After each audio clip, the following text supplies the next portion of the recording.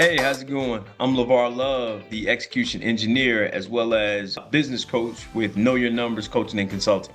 I want to talk about some of the mistakes I made early on with my virtual assistant, my executive assistant. So here's the reality of it.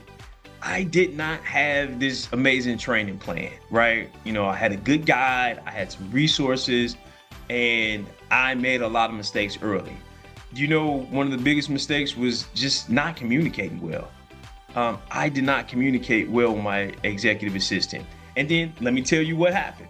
So early on, by me kind of not having the touch bases that I need with them, not having a plan on what I'm going to talk about, especially in those early initial touch bases, it was kind of like I felt like my virtual assistant was all over the place. And because they were all over the place, it made my situation a little bit worse because now I brought someone on that I'm paying to make my life easier, but it seems like they were making my life more complicated. And I was spending more time with them trying to train them on things I knew how to do. And I could do them faster. I could just take care of it. I could just get it done.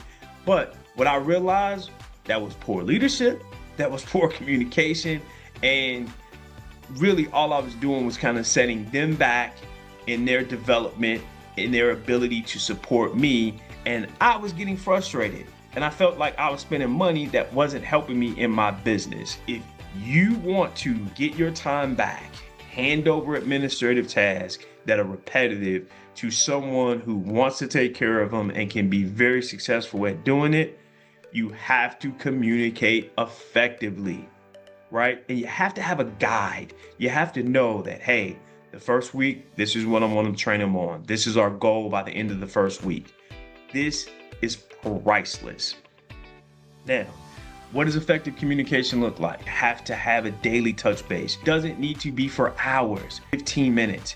What I learned is this executive assistant was in essence the most important person that I had to talk to that day. Here's why.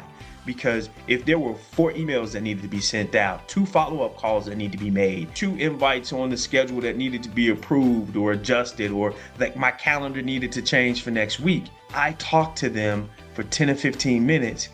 They could be doing that while I was at a project, while I was on a Zoom call, while I was in a meeting. These things would be happening. It was like one of the best things I remember. One of my first virtual assistant, she was amazing. She was successful despite me. So shout out to Kat, great job. But I remember we had a touch base and she took care of, it seemed like 20 things she took care of that day. All while I was in meetings or, at a training or whatever the case may be. And I remember being in a training and someone looked at me and they were like, how did you just send me that email? I'm like, what are you talking about? Well, I was in the training class, of course, Kat is sending emails and she's following up on things. So literally 2 people in the meeting with me received a response to questions they had or something that they needed me to take care of while I was sitting there. And they just were like, oh, it's amazing. And it was kind of in that moment, I realized how valuable that was. It was like I had multiplied.